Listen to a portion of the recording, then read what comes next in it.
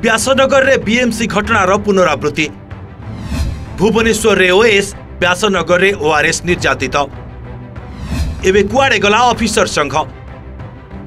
BJP बेलकु प्रतिवाद, BJD प्रति काहींकी दरद। बीएमसी अतिरिक्त कमिशनर को माड़ा घटना रे उठिला पड़िला ओडिशा। हलचल होईगला राज्य राजनीति।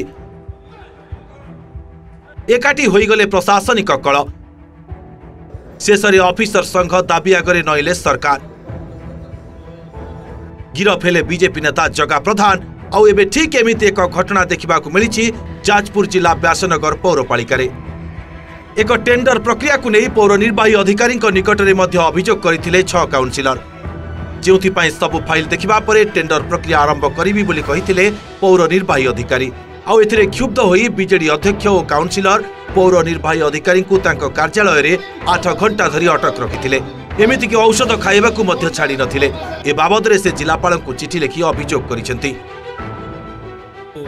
तांकर जो आज से धारणा देथिले जेहेतु मुझे बुझेली केते गुड़े ग्रीभांस आम पाखे पहुँची तथापि आम तार निश्चित ठीक जहाँ हम से विचार करें। आमर जो ग्रीभांस अच्छी तार ग्रीभांस आम देखू कौन से कौ ग्रीभांस बेस रोचे डिटेल देखला फाइल की सब तदंत कलापर कम कर।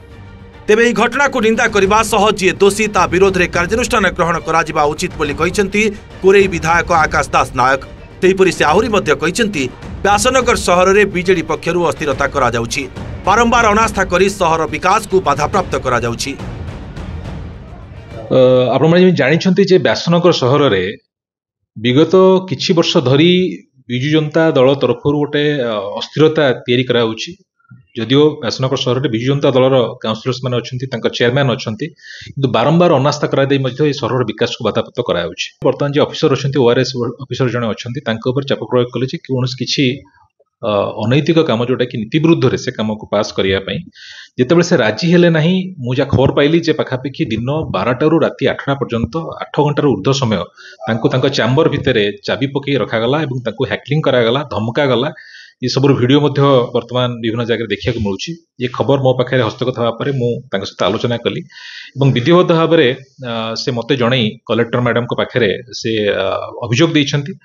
कलेक्टर गोटे एडीएम और पीडी माध्यम एक इनक्वारी बसई किंतु एभली कथा हवा उचित नुहे। मो मतरे निश्चित भाव में सोमोटो भाव में यापर कार्यानुष्ठान नवा दरकार। अन्यपटे ଏହି घटनाରେ स्थानीय विधायकଙ୍କୁ दायी କରିଛନ୍ତି बीजेडी नेता पार्थसारथी नायक। ते କହିଛନ୍ତି विधायक विकास दिगरे न जाई विनाश दिगरे जाउଛନ୍ତି। देखतु आमे चेयरपर्सन को समेत 20 जन काउंसिलर दीर्घ 2 मास धरी आमे चेष्टा करूछु। राति दिन एक कर देइथिलु केवल शहरवासियों पई शहरवासी हमको दोष न दियंतु किछि काम हो जाऊ।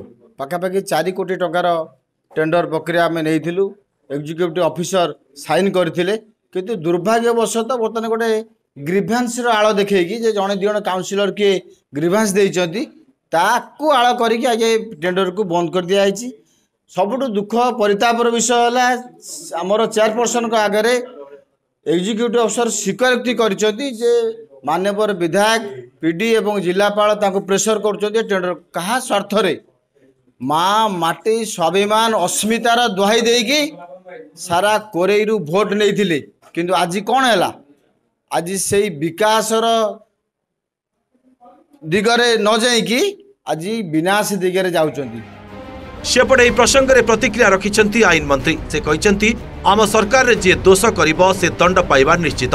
सरकार तरफ आम राज्यवासी को आश्वासना देउछु जे मध्ये एभली अनैतिक काम करिसेंती तांको निश्चित भाव में दंड मिलिबो।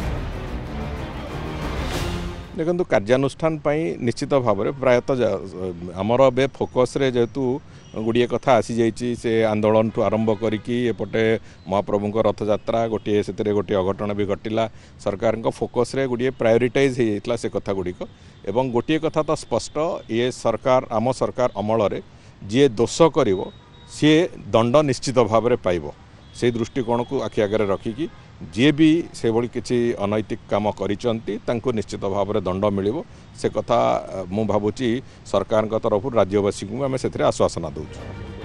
सबुठ गुरुत्वपूर्ण कथा हेउछि बीएमसी रे जने प्रशासनिक अधिकारी पूरा ऑफिसर संघ एकाठी होइथिबा बेले व्यासनगर घटना रे चुप काहेकि तेबे आगको एही घटना रे ऑफिसर संघ मुह खोली दोषी विरोध रे कार्यानुष्ठान दाबी करिवो ना बीजेडी प्रति दरद देखाइबो ताकू ही अपेक्षा।